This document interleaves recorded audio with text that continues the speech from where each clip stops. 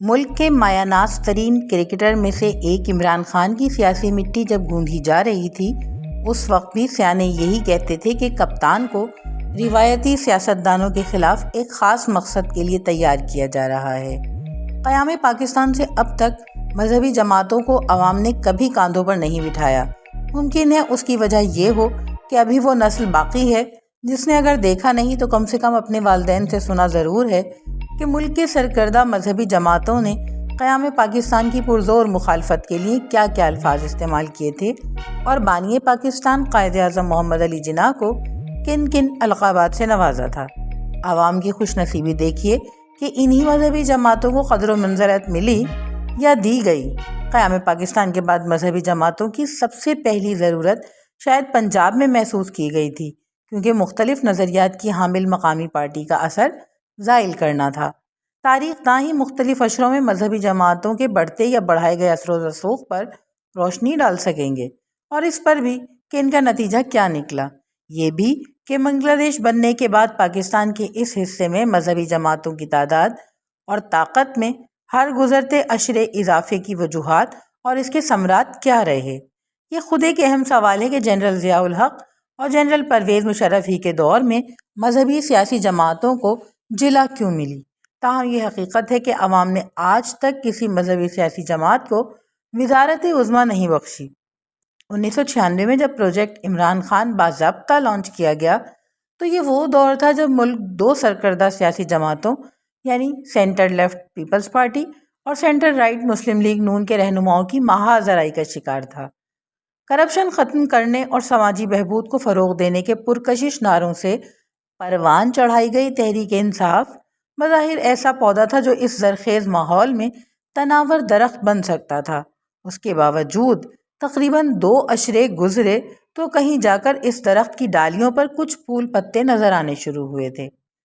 پھر اچانک غول در غول پنچھیوں کی اڑانیں شروع ہوئیں۔ ہنکائے گئے یا خود سے اڑے پرندوں نے دانا دنکے کو حقیر کہہ کر لات ماری اور نئی مچان کی راہ لی۔ ملک میں یہ تیسری قوت لایا کون، ان کے ناموں سے تو سبھی واقف ہیں۔ یہاں یہ ذکر ضروری ہے کہ جب عمران خان نے طالبان کی کھل کر حمایت کی اور پھر ریاست مدینہ بنانے کا سہانا خواب دکھایا تو جو عقل مند تھے انہوں نے لوگوں کو اسی وقت خبردار کیا جس مٹی سے پی ٹی آئی کا خمیر اٹھایا گیا ہے یہ خاک کس دہلیز تک جائے گی۔ تحریک انصاف کے حامیوں کے لیے یہ ماننا اس لیے مشکل تھا کہ پی ٹی آئی کے جلسوں میں مڈل کلاس ہی نہیں امیر طبقے کے ماڈرن نوجوان مرد اور عورتیں بھی بھرپور شرکت کرتے تھے۔ سب سے بڑھ کر یہ کہ مغربی برانڈ کے کپڑے اور جوتے پہننے والے عمران خان اپنی وضاقتہ سے کہیں سے بھی ملا نظر نہیں آتے تھے، لہٰذا اس طبقے کے لیے پی ٹی آئی معتدل نظریات کی حامل پارٹی تھی۔ عمران خان نے جب بحیثیت وزیر اعظم پاکستان اسامہ بن لادن کو شہید کا درجہ دے ڈالا اس وقت بھی قوم کا ایک طبقہ یہ معاملہ جذباتی سمجھ اور امریکہ مخالفت میں ہضم کر گیا، ورنہ پیپلز پارٹی اور نون لیگ دونوں ہی کے رہنماؤں نے اسامہ کو دہشت گرد اور پاکستان کی امیج کو دنیا میں داغدار کرنے کا سبب قرار دیا تھا۔ ماضی کو پھر کبھی کریدیں گے۔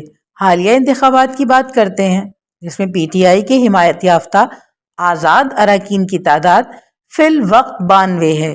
چنانچہ پی ٹی آئی کے باحامی بحیثیت سیاسی جماعت سب سے زیادہ یعنی 79 نشستیں لینے والی نون لیگ کو کہیں پیچھے چھوڑ چکے ہیں۔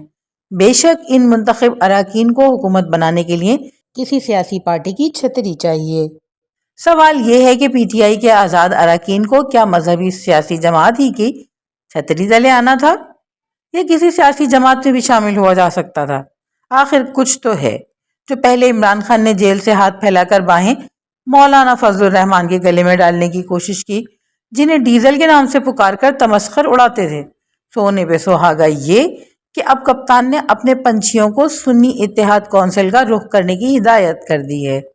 بحیثیت سیاسی جماعت پی ٹی آئی کو پورا حق ہے کہ وہ اپنے امیدواروں کو کسی بھی مذہبی یا سیاسی جماعت کا حصہ بنائے، مگر یہ صورتحال پیپلز پارٹی اور مسلم لیگ نون کے لیے خطرے کی گھنٹی ہے۔